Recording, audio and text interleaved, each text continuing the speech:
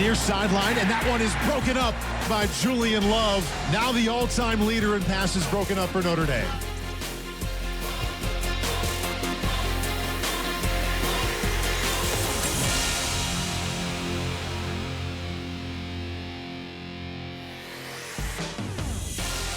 And welcome to Inside Notre Dame Football, presented by TireRack.com. Along with former Fighting Irish quarterback Evan Sharpley, I'm Darren Pritchett. The Fighting Irish are still perfect. Notre Dame defeated the United States Naval Academy in San Diego 44-22. Notre Dame is now 8-0 and another very good offensive performance for Notre Dame. Yeah, it was a kind of a pick your poison type of day. Navy's going to play a lot of quarters coverage, soft zone coverage. You can run it, you can pass it. Notre Dame's offense was able to do both, really, for 4 quarters. Ian Book probably wanted one pass, but again, over 80% completion percentage, hooking up with Miles Boykin a couple times, and a big day from Dexter Williams. 584 yards of total offense for the Fighting Irish. Defensively in the first half, Notre Dame shut out Navy. I think, for me, what struck me was Notre Dame's lateral speed defensively. The second half, Navy exposed a couple of things inside, and certainly when you're playing an option team, it's all about assignment football. They were able to survive, make some adjustments, finish out with a big win. Let's take a look at the first half highlights from San Diego, California. Third-ranked Notre Dame taking on the United States Naval Academy. An early 4th down for Navy in Notre Dame territory. They go for it, and Notre Dame shuts the door. Former Navy safety Aloy Gilman in on the stop. So the Irish back on offense, and it's going to be Dexter Williams off the left side. He runs down the left sideline, 33 yards to the Navy 27-yard line. That sets up Jafar Armstrong, 1-yard touchdown run, his 6th rushing touchdown of the season. Great effort here at the line of scrimmage. Notre Dame's offensive line creating enough of a push for a touchdown. Irish led 6-0.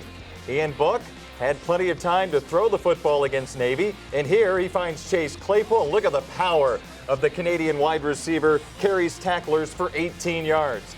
Then Book to the freshman, Kevin Austin. A lot of real estate in front of Austin, 38 yards to the Navy 12-yard line. A fairly simple crossing route here, but anytime you're playing against quarters coverage, you want to try to overload a zone, and that's what they did. Now Book's going to throw to the right side, and hits Claypool, and he gets into Navy territory. That was another 4th down conversion for the Fighting Irish. Now Book over the middle to Chris Fink. That was on 4th down and 3. Now Dexter Williams will get the call. Fights through arm tackles to the pylon and scores a touchdown. And the Irish advantage was 20-0. Great effort from Dexter Williams all night long. The extra effort here for the touchdown. Irish going back to work on offense. Book fires it down the right sideline all by himself. Jafar Armstrong, a 25-yard reception. This time Book hits Cole Kmet. The big tight end scampers 24 yards for another Notre Dame first down. Book rolling to his left, throws back across the field and finds Dexter Williams. He picks up 16-yard lines inside the Navy 10-yard line, and Williams caps the drive. He scores a 2-yard touchdown, his 3rd of the game, 10-play, 83-yard drive. Great block here by Nick Wisher and Brock Wright to seal the edge. Another touchdown run for Dexter Williams to finish it off. Second 3-touchdown game for Dexter this season, and Notre Dame led at halftime 27-0. And you look at the numbers in the first half, total yardage dominant in favor of Notre Dame, 315-72.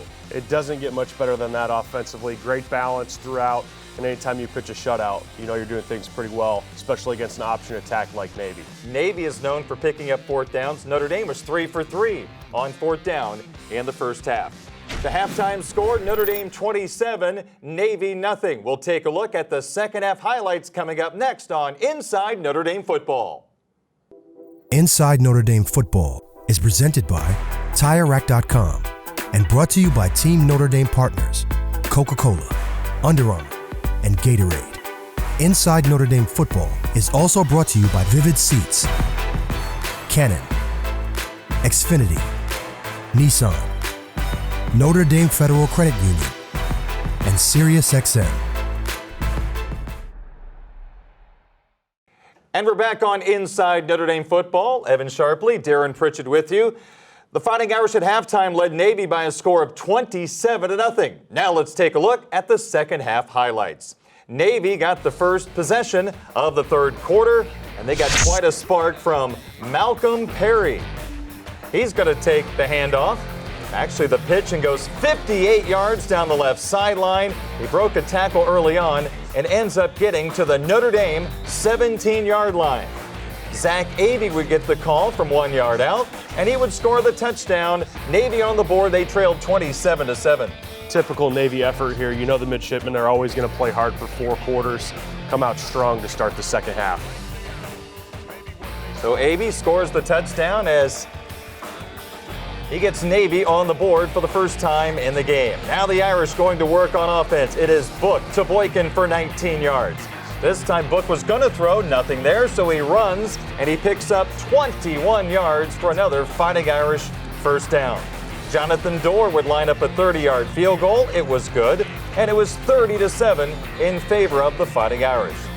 Navy's offense got into a decent rhythm in the second half. Here's Garrett Lewis lobbing the ball down the middle of the field, and it's a completion, 34 yards to the Notre Dame 29-yard line.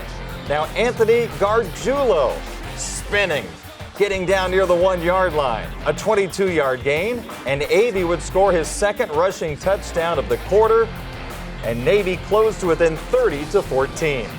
But the Irish had an answer. Ian Book, he'll pick up 12 yards for an Irish first down. Jafar Armstrong, his first game in 4 weeks, looked very good against the United States Naval Academy. An 18-yard carry for Armstrong. He would finish with 116 total yards in the game. Book to Chris Fink down the left sideline, 26 yards to the Navy 9-yard line. The drive ends with a touchdown pass. Ian Book to Miles Boykin, 4 yards out. Boykin's 5th receiving touchdown of the season. Great play design here versus man coverage, and the ball placement from Book is in a spot where only Miles Boykin can catch it.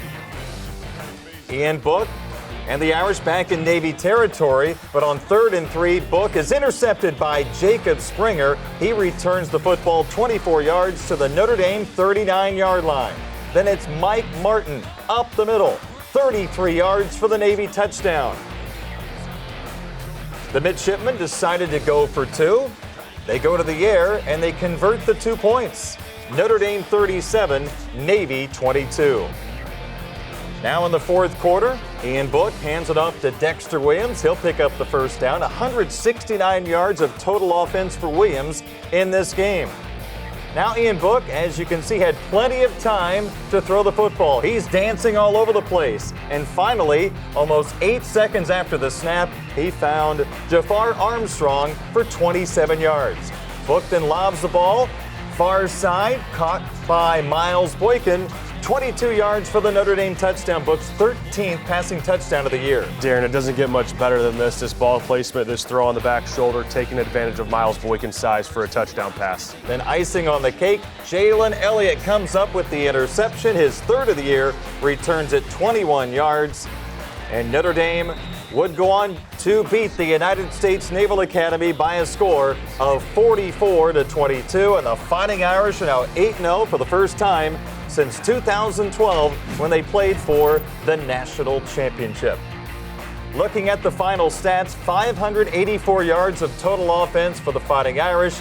As you mentioned in the open, they could pretty much do whatever they wanted. 254 yards on the ground, 330 passing yards for Ian Book. Yeah, once again, great balance, efficiency on the offensive side. If you can outpossess Navy, that certainly is always a plus, keeping their offense off of the field. I thought the defense was timely when they needed to be. There were some areas where they struggled, especially inside against the run in the second half, but made some adjustments and ended up with a victory. And another good day for Ian Book, 27 of 33, 81%.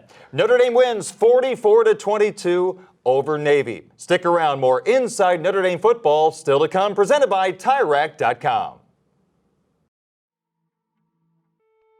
We're here in the locker room in San Diego after Notre Dame's 44-22 win over Navy. Dominant first half, dominant statistics in the game. It doesn't matter, though. This is always a tough game. You had to battle to win this. Yeah, I mean, I think we had our A game in the first half and probably had our C game in the second half. You learn things, right? I think our kids learned that you have to play with a physicality for 4 quarters, especially against a Navy team. So, we learned that. I think offensively, we did some really good things. Rush for over 250, throw for 350. But we've got to run the ball when we want to run the ball. And although we ran it effectively by the numbers, I still want to exert our will a little bit better. So those are things that we got to work on over the next 4 weeks. Game starts with a big glitch, but your defense gets in, gets the ball right back. You talk about physicality. I thought Alohi Gilman's tackle on 3rd down, that physical tackle, set a tone. Oh, there's no doubt. I mean, I think that's my point is that, in the first half, not only we were assignment sound and we were running the defense the right way, there was a physical component. Second half, there wasn't. It started out in the 3rd quarter where we're in position to make tackles and we just don't make them. So absolutely, Alohi, his physicality set a tone. But the fumble, obviously, being backed up by a great stand by our defense, gave us great momentum. And we did what we wanted to do, and that is extend away from Navy early in the game, getting up by 2-3 scores. Game ball goes to Dexter Williams, but not because he scored 3 touchdowns, not because he had another 100-yard rushing day.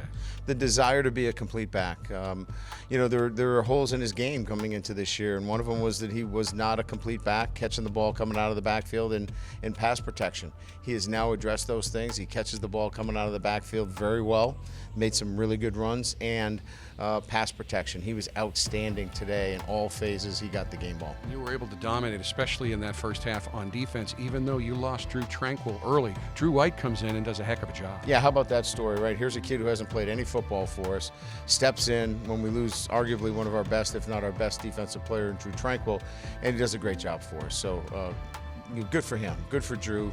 He's persevered, he's hung in there. And now he gets his opportunity to go in and compete and help our football team win. How pleased are you with Miles Boykin right now? Well, he had the fumble, but he comes right back with big play after big play. He's a nightmare to match up to. You've got to double him. If you double, then you open up a host of other things for us.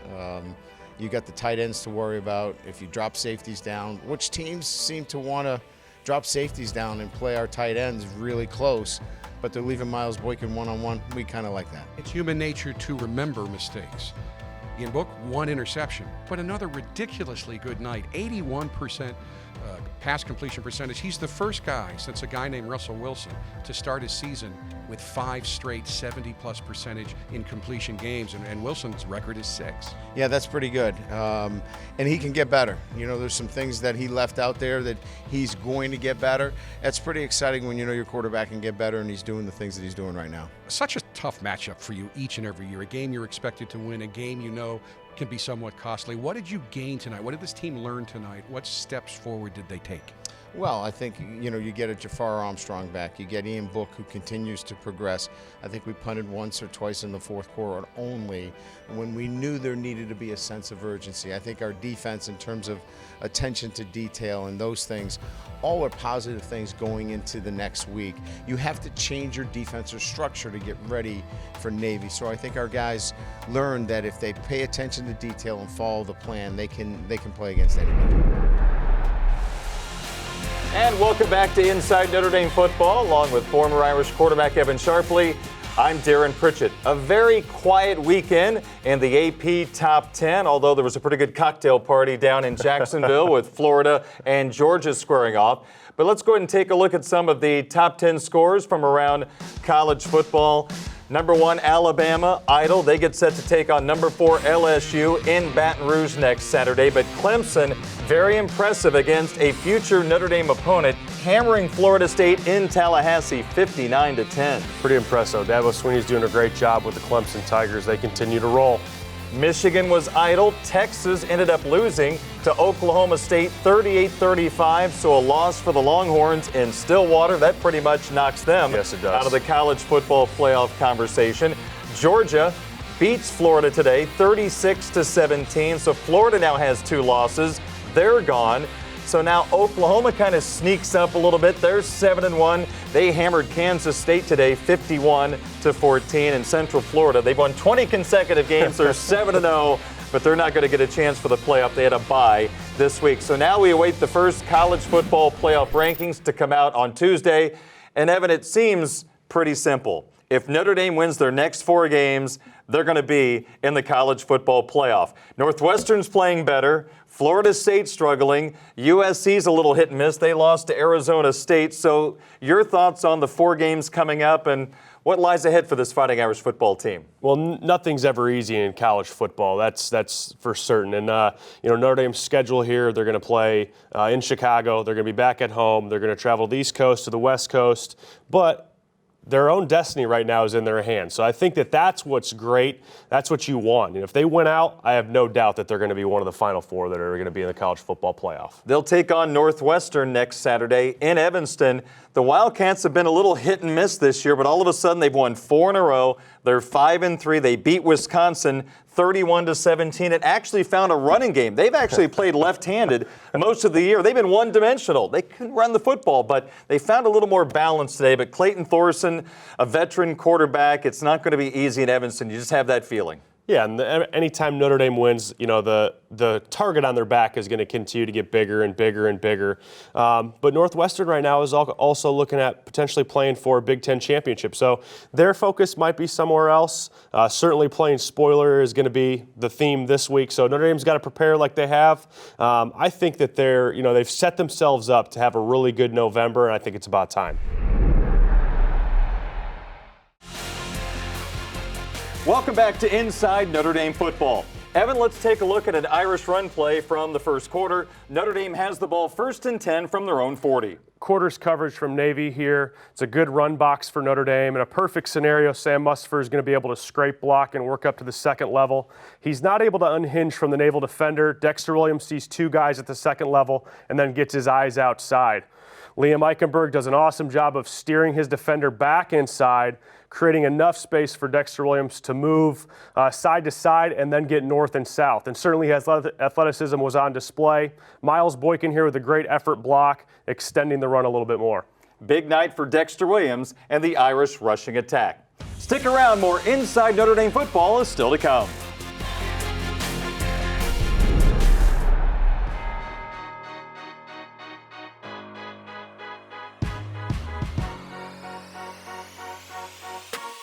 Gives up the middle to Dexter Williams across the 5-yard line. Still going to the 4 pylon. Touchdown, Notre Dame. Broke a tackle and then sprinted out to his right and won a race to that pylon for his 2nd touchdown of the night from 9 yards out.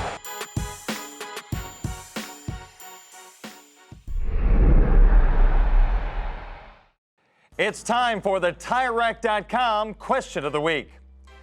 Today's question comes from Kyle Roberts from Osceola, Indiana.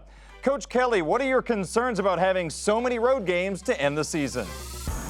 It's taking care of your players in terms of sleep, nutrition.